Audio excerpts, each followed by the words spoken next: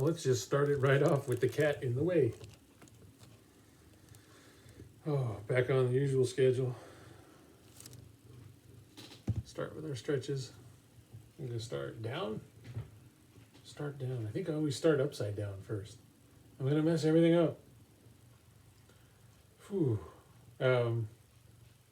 Yeah, the problem today being versus yesterday being the timing. I recorded so late yesterday that this one feels like it's going up early today. Now the cat wants to push over the camera. I've got to fix the bottle. Oh my God, I didn't put it in the right spot. It's so important. Wish I had a color printout. Oh, there she goes. That was the cat pushing the whole camera. What's up? Come over here. Let the people see your beautiful fur. Hey, over here. There she is. You can actually read her name tag. That's amazing. All right, flip it upside down. Come on, dear little thing. Sniff, sniff, sniff, sniff, sniff. My cats, in my experience, cats always want to like sniff check you out before they let you really scratch them. Or you get the best results, at least, if you do that. Let them marinate a bit. What's up? What'd you see? You see a ghost? Cats are always seeing ghosts, you know. Don't got too much. Things haven't really changed in the last 12 hours. And don't get a lot of dialogue to talk about. My poor mother. Fixing the rug over there. And Kitty really wants to wreck my little like filming setup. I love it. Digging up the towel I put down. She said, yeah, that'd be really interesting if we could see it. Thanks, John. Yeah, I still plan on getting around to doing some of that Capcom game. Capcom LNS Ultimate, I believe it's called. Capcom All-Stars Ultimate, something like that.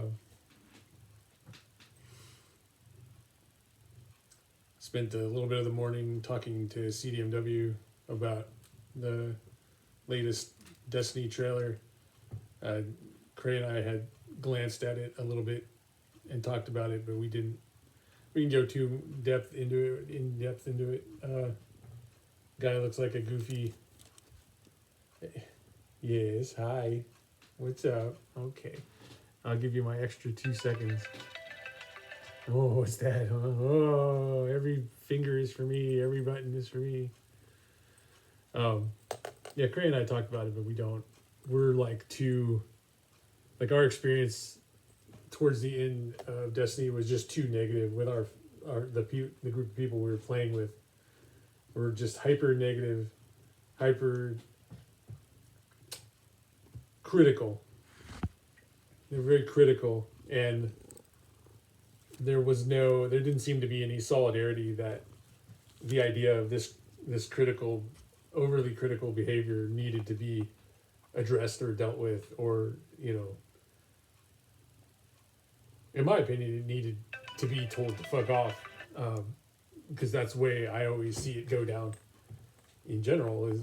But for some reason, it was like we were building a brand and we needed popularity and we needed numbers and faces. So somehow we had to put up with these people. I'm not saying we need to put up with them and let them just be assholes. I'm saying we could have confronted them and be like, hey, that's harmful behavior. Can we try and like address and knock it out from now on? But nope. Like actual questions to leadership in our community were like, yeah, that stuff sucks. And then nothing was done about it. And the questions were brought up a number of times and no results were seen, so we left. Cray's situation was even more intense, is that he was literally getting ignored when he needed to get things done in the game with his crew of people that he was getting them done with in the game up until suddenly we had to have a stream. And he just got fucked. And it was barely, if ever, addressed. I think it was like, oh, sorry. So he's already more bitter about it than I am. I get bitter when I think about how people were treated and disrespected, and I get defensive for them. But I don't leap to their defense. I don't white knight for them. So, if he wanted to do something about it, he could have done something about it. Yeah, I would have helped him if he asked. I could have helped him defend himself. I wouldn't necessarily have to do it for him. Also trying just a different lighting setup to see if it gets a darker, more colorful tone. I can tell that people who say to me they watch these videos, either they don't or they don't give a shit what I'm saying to them right now. And I don't mean that in a bitchy way, but I would assume topics I've broached in their regard, they would at least be like, oh, I heard you said this, Or maybe they're just too big a pussy. I don't fucking know. Too big a pussy cats, just like my big ass pussy cat. We had a little conversation with Dag the other day. We mentioned, he's like, oh, I saw your stream. The cat's on it. And I was like, yeah. And then he said, you're doing that repair reminds me of his own ACL tear or something like that. And I was like, yeah. Like, it's difficult, right? Is someone trying to relate? Are they fishing for they don't care, but they're like, oh, I also did that once. There's the negative version of that where you're being one-upped. I don't think that's what was happening. But I do think that it carelessly landed with me as I only really can care or relate because I also had a torn leg or something, torn an ACL, torn knee. So I was like, all right, man. And then that was it. Trying to have a conversation, but it can only be oh, I also had a torn once. That's it? No, there's nothing. I had literally asked questions of what do you think about this and that and Destiny. It's the only thing I can ask him about. I could ask him about his daughter in law school. I could ask him if he was still gonna move houses.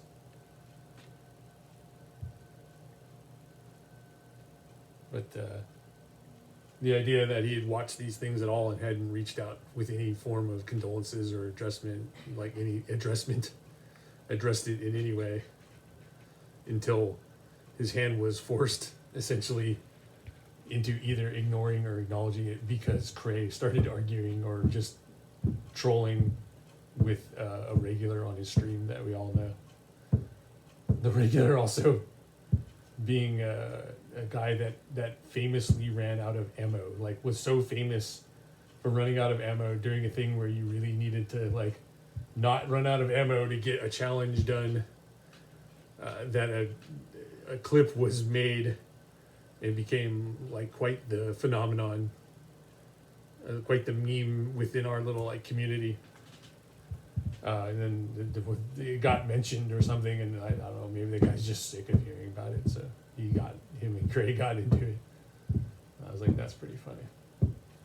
So then Dag saw that we were in there, which we're in there all the time, but he just can't see that. I don't think that there's necessarily tools that would allow him to just see. He would have to care, in other words. And I don't mean that negatively. He would have to care that we show up. He'd have to be constantly looking for it. At some point, he's gonna if he would also just give up because how often are we there? Well, we were there quite a bit, but for some reason, only this time was it noticed. So then he was like, "Hey, can you share your channel?" I'm like, "Well, yeah, I'm not gonna not share my channel." I also don't think it was going to do much good. And the end result was that a couple people subscribed. And so thanks. And that reminds me, you're supposed to say, hit the like button, smash the like button, hit the bell, subscribe, all that crap. I can tell you why I would say that when I typically think it's people are going to hit it or they don't. But if you remind them, sometimes they will then hit it. Or not. You push it more in both directions, and the only ones you care about is when they do hit the button to like. So there are times I'm like, oh yeah, I should totally upvote this thing. Upvote like it's Destiny. But I should totally hit like on this thing. Uh,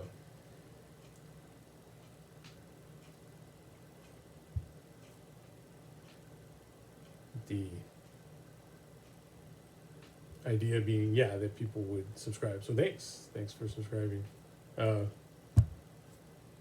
hopefully we get more like good content. Like this is daily content. I don't know how good it is. We're doing a lot more in our circle of friends, a lot more like political talk, not the news of the day, the philosophical talk. But CD and I looked at that trailer and we were just like, how could you still be playing this game? It's bad. And someone could say a lot of things of like, well, you're hypercritical, you're a jilted lover. But they wouldn't necessarily.